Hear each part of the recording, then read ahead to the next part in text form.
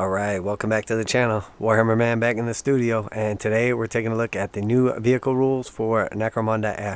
If you're new to the channel, make sure to like and subscribe for daily videos, everything from reactions, reviews, and news, painting, modeling, and conversion tutorials, Warhammer 40,000, Kill Team Necromunda, Age of Sigmar, Warcry, and some Horus Heresy as well.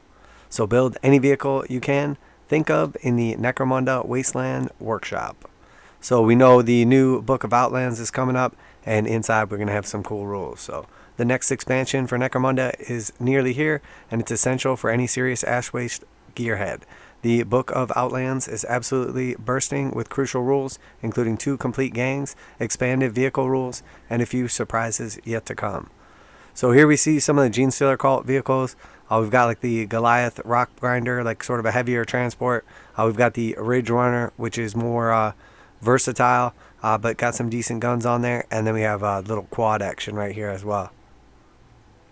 And I wonder if the bikes are going to make their way in. They look really cool too. In case you prefer to drive straight out of the showroom, the book contains stats and upgrades for standard Imperial vehicles such as Wolfquads, Achilles Ridgerunners, and Goliath Rock Grinders. You can turbocharge their engines, festoon them with spikes, boarding cages, and booby traps, or just bolt on extra weapon hardpoints. But even that element of customization pales in comparison with the raw possibilities of the Wasteland Workshop, a new system which lets you build almost anything short of a Benjaxed Baneblade. Slam it into top gear, drive it right out of the Ash Waste, and start shooting, or racing, or ramming, or boarding, or ... Bum bum bum. So here we see heavy vehicle, 175 credits. It says usually based on a hardy chassis like the Rock Grinder, these vehicles are the largest that a gang can construct for themselves. Lumbering machines, they are ideal for hazardous journeys across the waste. In firefights, they rely upon the ability to take damage rather than evade it. So vehicle characteristics, movement is 5. That's not that much. Toughness is 7 all around. Hardpoints 4. Handling 8+, save 4+, and then no crew characteristics. Upgrade slots. A heavy vehicle has the following upgrade slots available. So on the body it has 4, on the drive it has 3, and on the engine it has 2. So you can essentially customize your vehicle after you start with like a basic stat block. For a system that's so flexible, it's actually incredibly simple. First, pick a chassis size, small, medium, or large, or walker. This will govern how many weapon hardpoints and upgrade slots you can cram on, as well as key stats like toughness, hull points, and speed. Second, add some hardware.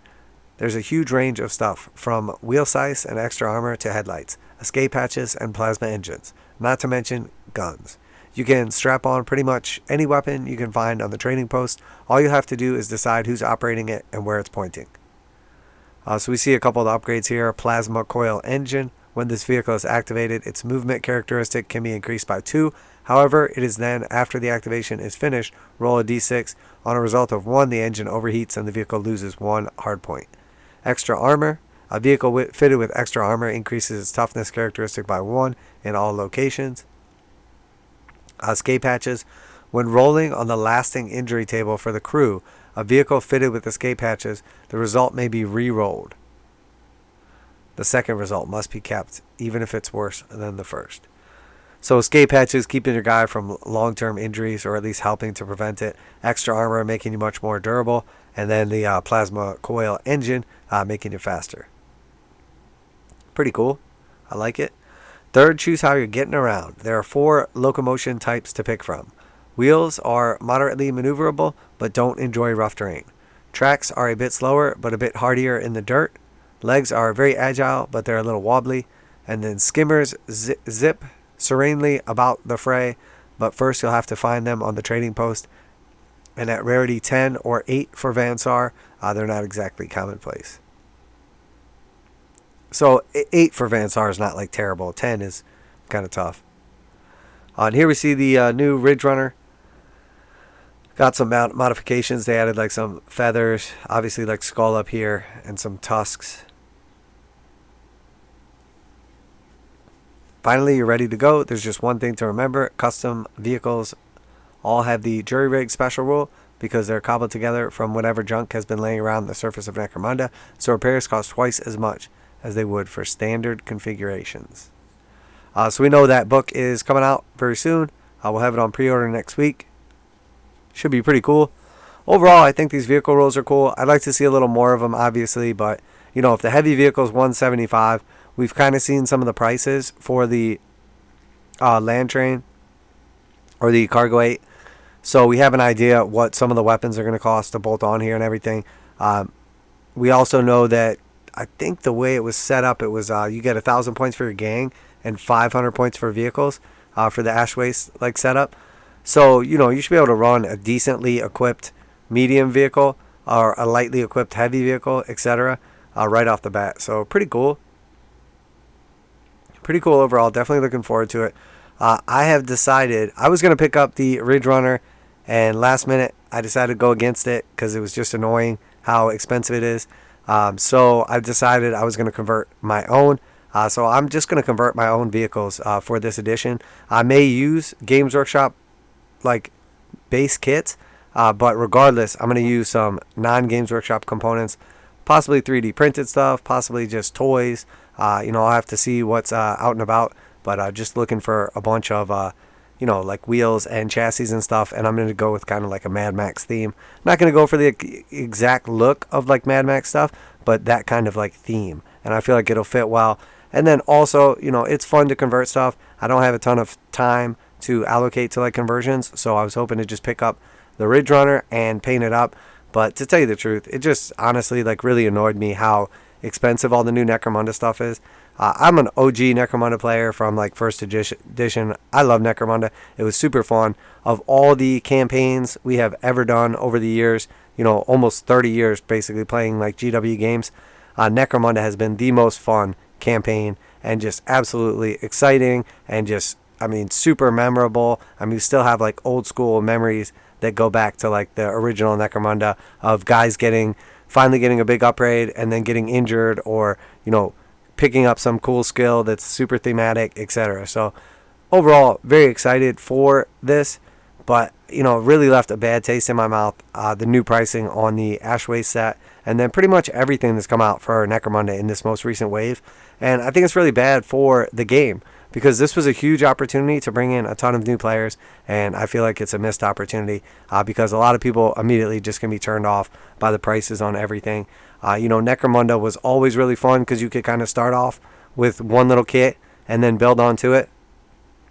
It kind of loses some of its luster when you start putting out like $300, you know, box sets on the reg, and, you know, $100 land trains and stuff. So I mean, it's okay. I don't know. Maybe, who knows? Maybe down the line, you know, if I don't have enough time, I'll end up picking it up. Maybe I will, you know, do a conversion video on some stuff here. Definitely my specialty is conversions. So doing some conversions would be pretty awesome. It's not like this would be hard to convert for yourself. I mean, basically just need, you know, 4 axles with some wheels on them and create some kind of like bed to rest a shipping container. And then after that, it's just a cab. So there's really not much to this thing. And, you know, honestly, the pricing just kind of bummed me out. And it's a weird situation. A lot of you guys I know, feel the same way, that you can buy whatever you want. It's just one of those things where you're just like, that just doesn't feel worth it to me. So even if I can buy it, even if it's not going to affect, you know, my wallet, you know, sometimes I just choose not to. And that is the case with this one. So let me know what you're thinking. Are you excited for this book? Have you found a lot of new people jumping into Necromunda? Is it kind of like bringing back the excitement for you as we were like out of the hive and into the ash waste? Or again, are you kind of feeling the same way as me, just a little bit like jaded from the way they've kind of done things on this edition? I really like Necromunda, but it just seems like there's so many books now, and then on top of that, everything is just getting like super like rule and price bloat. So it's just a little bit kind of like blah at this point in time. So, you know, I was really hoping to onboard some new players with this setup and kind of get the excitement, because it's been very hard to get Necromunda going in our local area. And the truth is, It's not going to happen after this, to tell you the truth. So very unfortunate, but I'm going to go ahead and wrap it up there. Always like to hear back from you guys. If you enjoyed today's video, reactions, reviews, news, painting, modeling, conversion tutorials, make sure to like and subscribe. Everything from Warhammer 40,000, Kill Team Necromunda, Age of Sigmar, Warcry, and of course some Horus Heresy content as well. That's it for today, folks. Warhammer Man Studios, I'm Warhammer Man, and I'm out of here.